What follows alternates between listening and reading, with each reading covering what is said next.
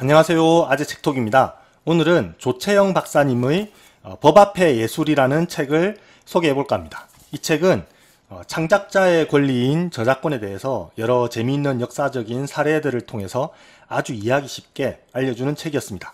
또 예술적인 표현에 대해서 법이 어느 정도로 규제를 하느냐에 관한 주제도 포괄적으로 다루고 있는데요. 예를 들면 패러디, 오마주, 검열, 현대미술 등에 대해서 아주 재미난 이야기들을 하고 있습니다.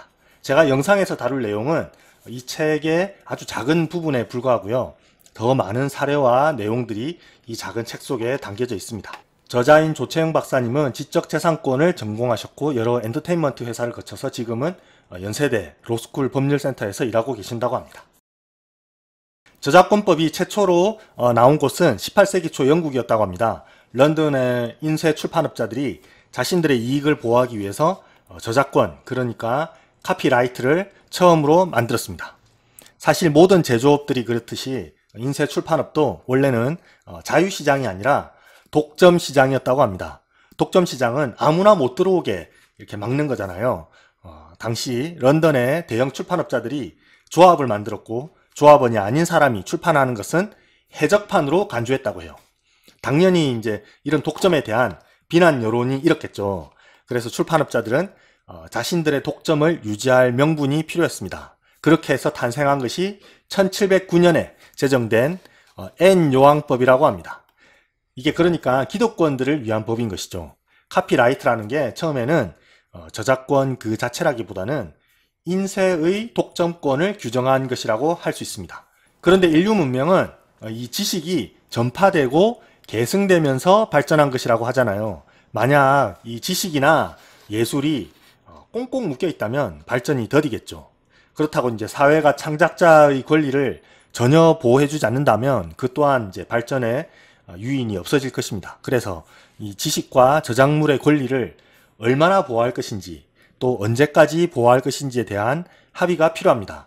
그래서 창작자의 권리, 즉 저작권은 어떤 망고불변의 권리가 아니라 사회가 발전하면서 논의를 통해서 다듬고 발전시킨 합의의 산물이라고 합니다. 사진작가가 원숭이를 촬영하고 있었어요. 그런데 원숭이가 카메라를 확 낚아챘어. 그리고 막 카메라를 이렇게 만지다가 어쩌다가 자기를 찍었어요. 그런데 어쩌다가 찍힌 이 원숭이 셀카가 기가 막히게 나온 거예요. 바로 이 사진이 그 유명한 원숭이 셀카인데요. 2011년에 인도네시아를 여행하던 영국인 사진가 데이비드 슬레이트의 카메라에 잡힌 짧은 꼬리 원숭이 나루토의 사진입니다. 그렇다면 이 사진의 주인은 누구일까요? 카메라 소유주인 사진가일까요? 아니면 직접 셀카를 찍은 원숭이일까요? 이 사진을 신문과 잡지들이 앞다투어 실었는데요. 사진가가 자기 허락도 없이 사진을 게재했다고 소송을 걸었습니다. 그런데 법원의 판결은 원칙적으로는 사진가에게 권리가 없다는 것이었습니다. 실제 원숭이 셀카의 저작자는 원숭이잖아요. 그런데 그 저작물이라는 것은 인간의 사상과 감정을 표현한 표현물인데 원숭이는 인간이 아니기 때문에 저작권의 대상이 아니라는 것이죠. 보통 성형외과 광고에서 성형 전, 성형 후 사진을 흔히 볼 수 있습니다. 그런데 이런 분쟁이 있었다고 해요. 처음에 어떤 한 성형외과에서 모발 이식 수술 전후 사진을 이제 직접 찍어서 홈페이지에 게재했어요. 그런데 다른 병원에서 이 사진을 무단 도용해서 자기네들 홈페이지에 올린 거예요. 당연히 이제 소송이 났겠죠. 저작권 침해라고 원래 이제 사진을 올렸던 병원에서 고소했습니다. 그런데 법원에서는 이 사진이 단순히 이제 치료의 경과를 보여주는 사진일 뿐이고 어떤 개성이나 창조성이 들어가지 않았기 때문에 사진 저작물이 아니다. 그러니까 이제 저작권 침해가 아니다라고 판결했습니다. 이게 그냥 막 찍거나 그냥 만든다고 무조건 저작권이 성립되는 것이 아니구나 하는 거죠. 조채영 선생님에 따르면 음악에서 엄청 열심히 노력한 이 살리에르보다 모차르트 같은 이 천재가 그냥 한번 술 먹으면서 휙 만든 곡을 더 예술로 인정하듯이 저작권법은 이마의 땀을 보호하지 않는다고 합니다. 단순히 이랬다고 해서 되는 건 아니라는 거죠. 저작물이라는 것은 인간의 사상과 감정이 표현되어야 하는 것이라고 합니다. 어쨌거나 그 성형 전후 사진 소송에서 법원은 다른 병원이 사진을 무단으로 도용한 것은 저작권 침해는 아니지만 민법상 불법행위라고 말했다고 합니다.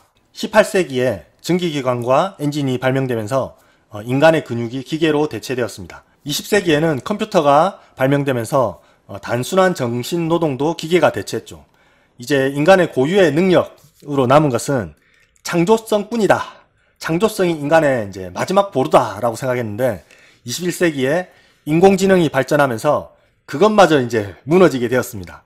이제는 기계가 시도 쓰고 그림도 그립니다. 이 그림은 인공지능이 그린 그림이라고 하는데요. 1만 5천 개의 그림을 학습해서 기계가 그린 것이라고 합니다. 2018년에 뉴욕의 한 유명한 경매장에서 무려 5억 원에 낙찰되었다고 합니다. 그런데 인공지능이 만든 그림은 저작권이 있을까요? 언뜻 인공지능은 인간이 아니니까 저작권이 인정되지 않을 것 같습니다.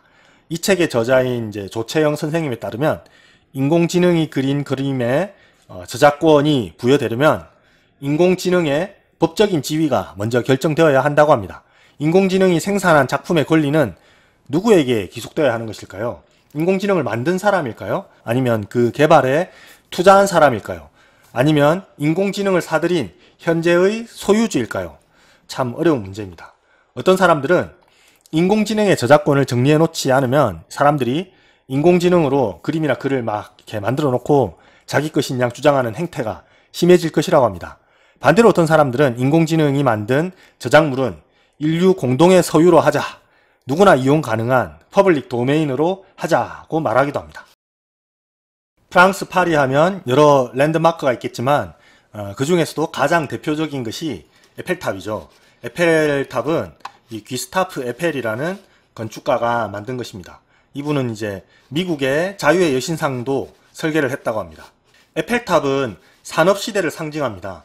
19세기 말 평평한 이 파리의 스카이라인에 엄청난 양의 강철과 첨단 기술을 갖고 우뚝 솟은 이 모습으로 만든 건축물이 바로 에펠탑입니다. 진짜 극강의 모더니즘이죠. 에펠탑을 본 파리 사람들은 충격과 경악에 빠졌습니다. 흉물도 이런 흉물이 없다.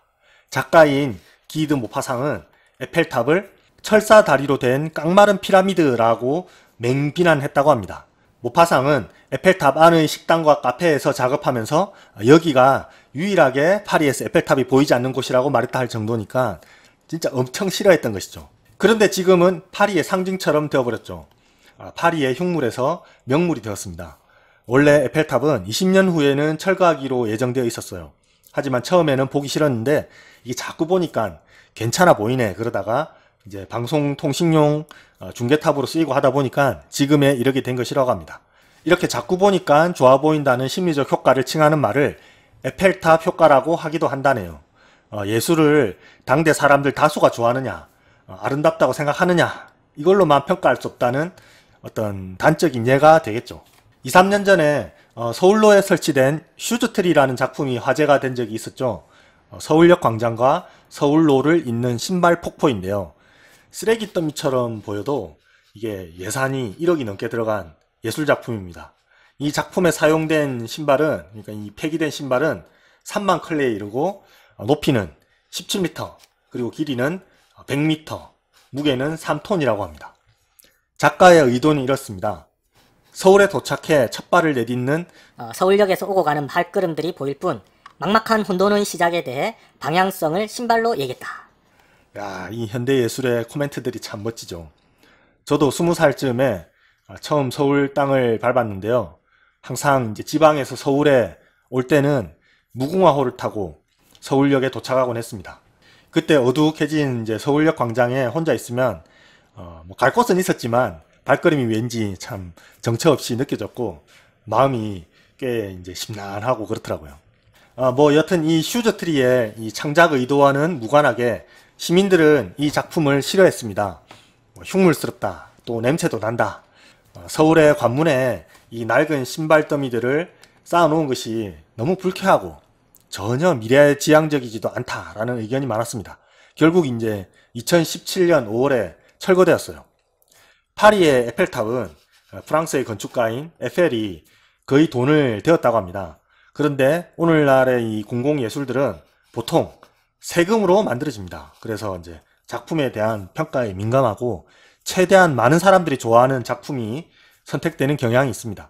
다수가 싫다고 하면 철거되는 것이 당연하지 않나 라고 쉽게 생각할 수도 있겠지만 아무리 시민의 세금으로 만들어졌다고 해도 공공예술품은 이 작가의 인격이 결합된 것이기 때문에 철거하거나 이전하는 게 그렇게 쉽지 않다고 합니다. 비디오 아트의 대가인 백남준 선생의 작품인 서울 랩소디가 2006년에 서울시립미술관에 설치되었습니다. 이 사진인 이 작품이 서울 랩소디는 아니고요. 이 작품은 이제 미국에 전시된 백남준 선생의 다른 작품입니다. 이 비디오 아트가 단순히 텔레비전을 이제 쌓아 올리는 것이 아니라 화면에서 재현되는 영상이 같이 어우러져서 전체적인 작품을 이루는 것이잖아요. 그런데 당시에 그 화면에 이 서울 랩소디 작품 화면에 청계천 홍보 영상이 막 나오고 그랬어요. 이 서울시장이 막 그 홍보 영상에서 연설하는 장면도 나오고 그런 일이 있었는데 이 뭐 어차피 화면인데 서울시 홍보 영상 좀 보내면 어때서 뭐 그런 마인드였던 것 같습니다. 그것을 본 이제 관람객들과 설치 관련자가 이제 미술관에 항의했고 결국 다시 원래의 영상으로 교체되었다는 그런 웃지 못할 일화가 있습니다. 여기에서도 저작물의 인격권이 중요한 사항이 되었던 거죠. 저작권은 아이디어 그 자체를 보호하지 않고 그 아이디어가 표현된 표현물을 보호한다고 합니다. 이게 무슨 소리냐고 하면요. 예를 들어서 내가 이런저런 아주 기막힌 스토리를 가진 소설을 이제 구상했다고 쳐요. 근데 그걸 직접 이렇게 쓰지는 않았어. 그런데 그 스토리를 친구한테 얘기를 해줬어요. 근데 친구가 그걸 가지고 자기가 장편 소설을 썼어. 그러면 그 작품은 아무리 내 아이디어를 기반으로 했다고 해도 친구의 작품이라는 것이죠. 친구의 표현물을 보호하지만 내 아이디어 자체는 보호하지 않는다는 거죠.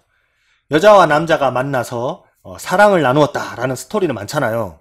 뭐 로미오와 줄리엣에서부터 뭐 춘향전도 있고 황순원의 소나기도 있고 뭐 에릭 시걸의 러브 스토리도 있고 뭐 그렇잖아요. 저작권은 이 사랑 이야기 자체, 그러니까 이제 원래의 아이디어 자체보다는 그 아이디어를 작가가 자신만의 어떤 독창적인 방식으로 쓰고 만든 그 표현물에만 권리를 부여한다는 거죠. 그런데 현대예술에서는 이게 좀 문제가 된다고 합니다. 왜냐하면 현대예술은 표현 자체보다는 아이디어를 더 중요하게 생각하는 경향이 있기 때문입니다. 아마 이 작품은 한 번쯤 다들 보셨을 것 같은데요. 마르셀 듀샹이라는 예술가가 만든 샘이라는 작품입니다. 샘이 아니잖아, 변기잖아. 어디서 변기를 이렇게 주워와가지고 뒤집어 놓고 그걸 예술이라고 내놓은 거잖아요. 변기의 어떤 외형적인 예술성이 아니라 그 전복적인 아이디어 자체가 예술의 지위를 획득한 것이죠. 앤디 워홀 같은 팝아트 작가들도 예술의 음숙성을 거부하면서 대중매체의 이미지들을 이용하는 아이디어를 통해서 초대형 예술가가 되었습니다. 예술가의 표현이 아니라 아이디어가 더 중요해지는 현대예술에서는 고전적인 저작권 개념을 이렇게 막 벗어나서 뛰쳐나간다고 합니다. 오늘은 조채영 선생님이 쓴 법 앞의 예술이라는 책으로 저작권의 탄생부터 현대예술까지 저작권의 이모저모에 대해서 이야기해 보았습니다. 다음에 또 재밌고 유익한 책과 영상으로 만나 뵙겠습니다. 감사합니다. 아재 책톡이었습니다.